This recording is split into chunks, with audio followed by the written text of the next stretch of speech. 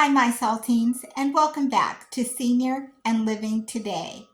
Let's talk about a couple things today. Let's talk about a money saving tip today and also about our network and what a wonderful thing networking can be for us, how networking can save us money. So, I have a little story for you. I had a friend call me and say, I had to take my kid's car from them. They were doing inappropriate things, so and they're in high school, so it's a little hard to put them in timeout.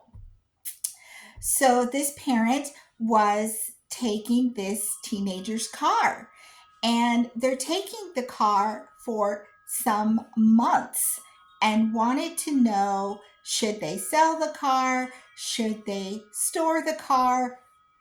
What should they do?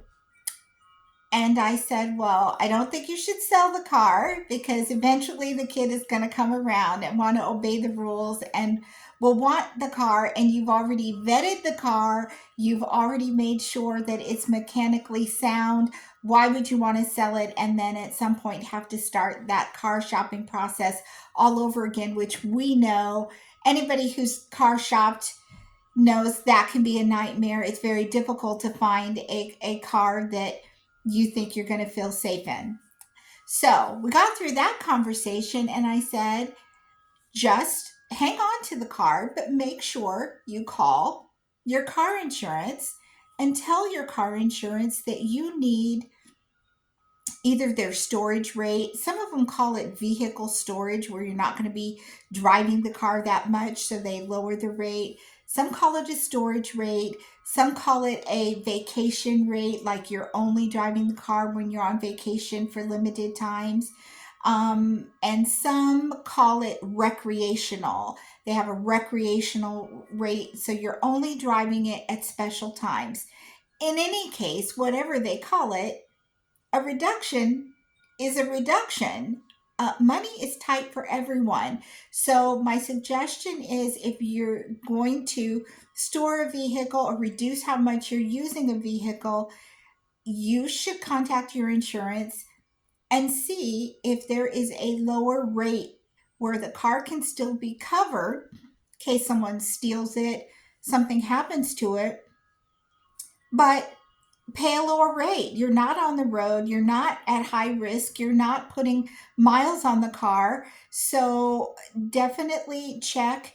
I have checked with a few insurances. I'm not going to say that all insurances honor that, but I certainly think if you have a vehicle that you're reducing how much you're using it, or you have a second car just to, some people I know have a second truck just to take things to the dump, or just to help people move. They're hardly ever driving it.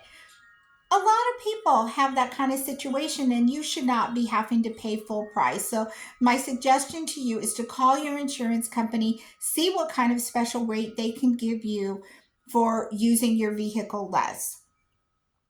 The second thing I wanted to talk to you about was the networking.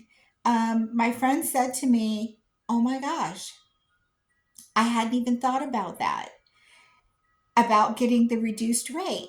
And I'm saying that to say, if we don't have conversations with one another, then we could be missing money saving opportunities.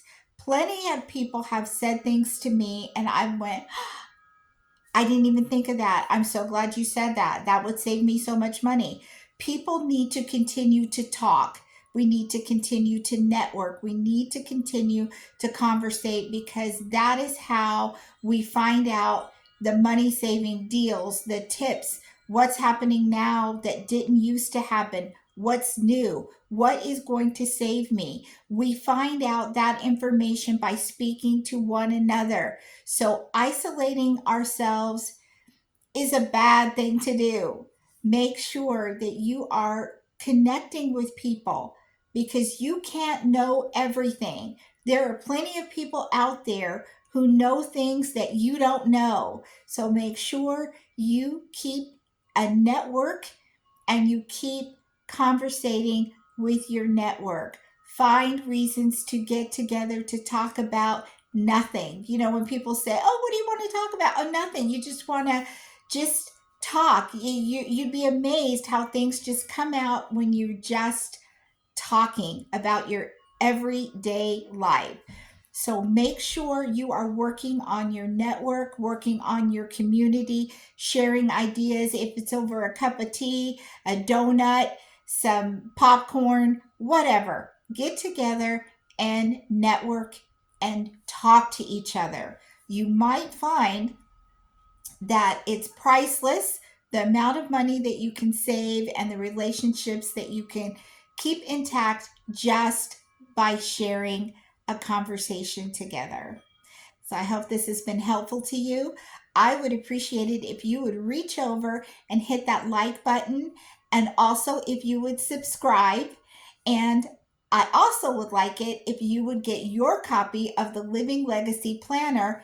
And Father's Day is coming up, and that would make an excellent, affordable, easy to carry gift that can be delivered. So make sure that you hit the subscribe button, and I look forward to seeing you next time right here on Senior and Living Today.